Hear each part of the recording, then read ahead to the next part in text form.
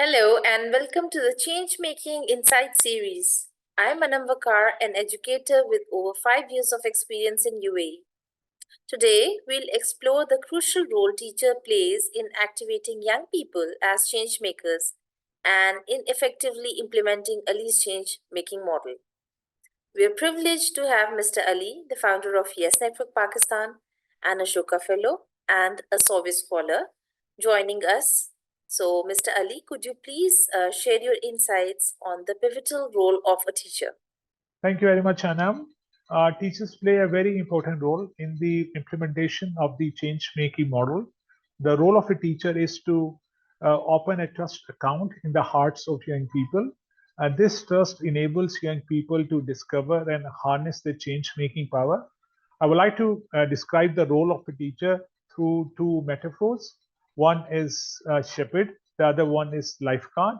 Uh, Let me explain them briefly. As you know, that shepherd is responsible for the development and growth of every sheep.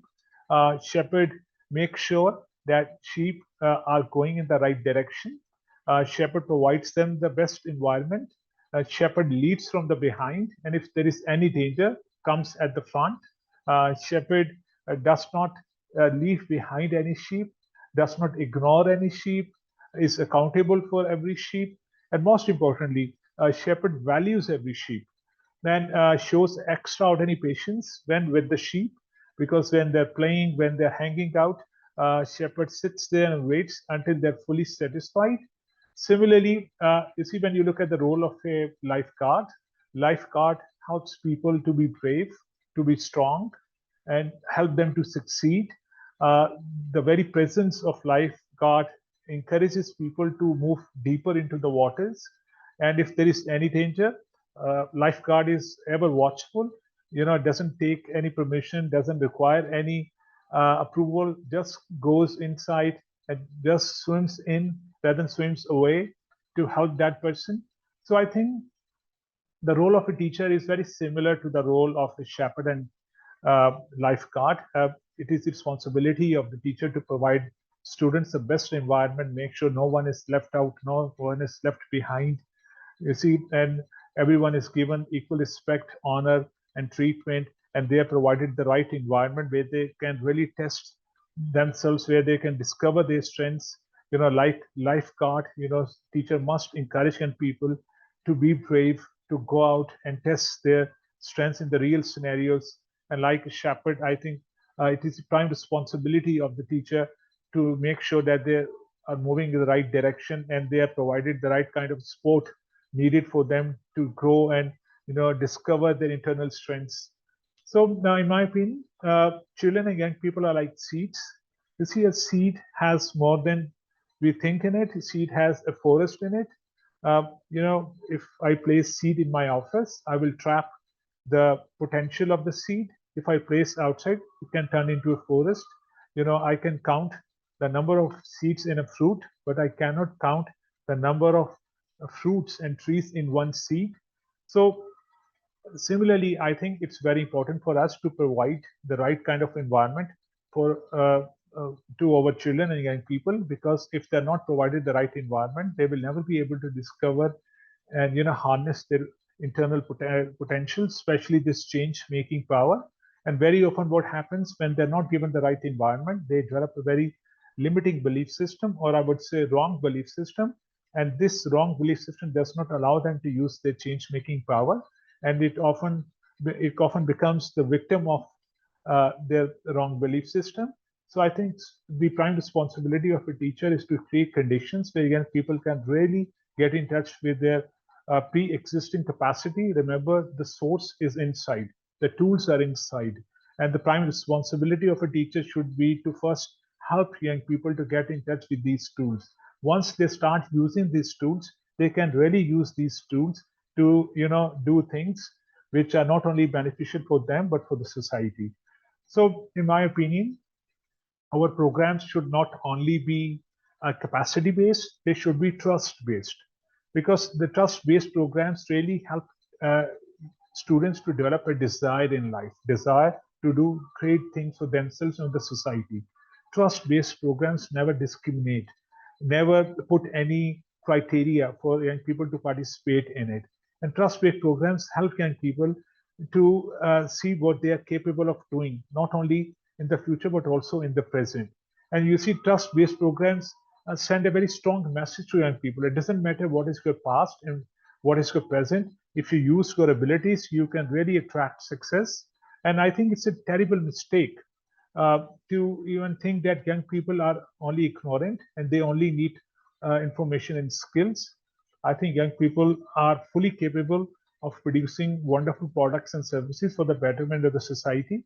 They only need trust of parents of the society, especially of teachers. And teachers can be professionals who can deposit trust in young people. Remember, trust cannot be taught. It has to be felt. It has to be experienced. And when it is experienced, it develops desire in young people. And desire is such an important thing in life. Once you develop this desire, you see, then young people take care of themselves in the society automatically. And remember, young people may forget what teachers teach them, but they will never forget how teachers treat them. Young people have very sharp antennas. See, they know and they know how to interpret the looks, the words, the actions of adults. So now, in my opinion, in this 21st century, the most important ability required by any teacher is the ability to inspire trust in young people. My question is that how we can inspire trust in young people? It's very simple, by respecting every young person, by giving, honor and showing dignity to every young person without putting any criteria to help any person. Most of the times, what happens, educational institutions use academic-based criteria to support young people, and those who are not performing well in academics, they are not given equal opportunities. So what happens when you follow trust-based methodology? You don't look at their academic record. You see them as a pure potential. You help every young person as a pure potential, and you see that this person can really contribute positively to the society. And it's the responsibility of the teacher to create conditions where young people can discover and use these natural attributes. And then a teacher must also model change making behavior so that it inspires trust in young people, because when teacher is good at spotting opportunities, producing something valuable for the society, students will automatically follow the teacher. It is the responsibility of the teacher to provide space and autonomy to young people. They should not treat young people like slaves or prisoners, so that they can really inspire trust in them. And most importantly, teachers must reframe failure, because teachers should normalize, the idea that failure is natural part of growing up. It's part of the learning process. You see, failure is not final. You see, failure is just a feedback. It means you have to start next time more intelligently. So now, in my opinion, in the context of change making, there are three very important roles a teacher has to play: before the program, during the program, and after the program. Before the program, teacher has to inspire all the students, make sure that no one is left out, give them an orientation about it, and tell them how this change making program can help them attract success.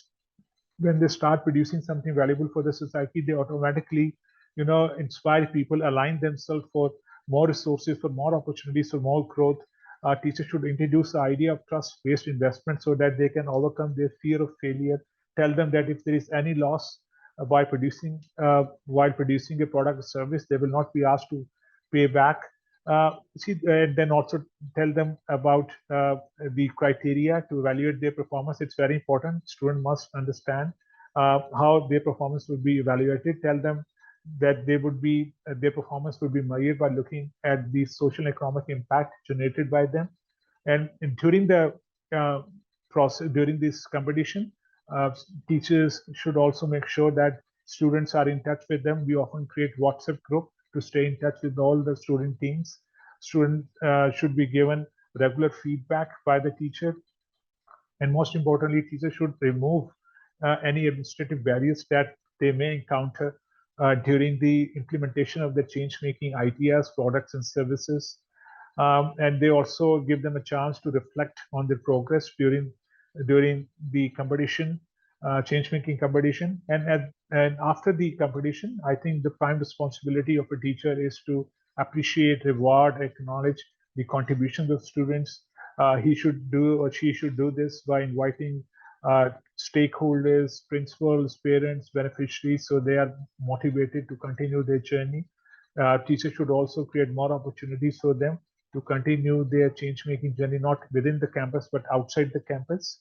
So, in the end, I would say that you see a good one good teacher with a change making mindset can really help thousands of young people discover and harness their change making power for the personal benefit and the benefit of the society. And one uh, bad teacher with a limiting belief system will not only deprive thousands of young people but also deprive so many communities from growth and opportunities.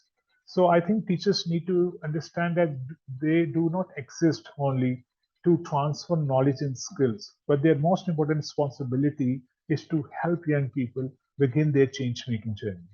Thank you so much. Thank you, Mr. Ali, for generously sharing your thoughts and insights about the role of a teacher in activating young people as change makers. The examples of a shepherd and a lifeguard provided valuable perspectives. We really appreciate the enlightening insights and eagerly anticipate further discussions. So, until next time, thank you for being a guiding force in our exploration of change making possibilities.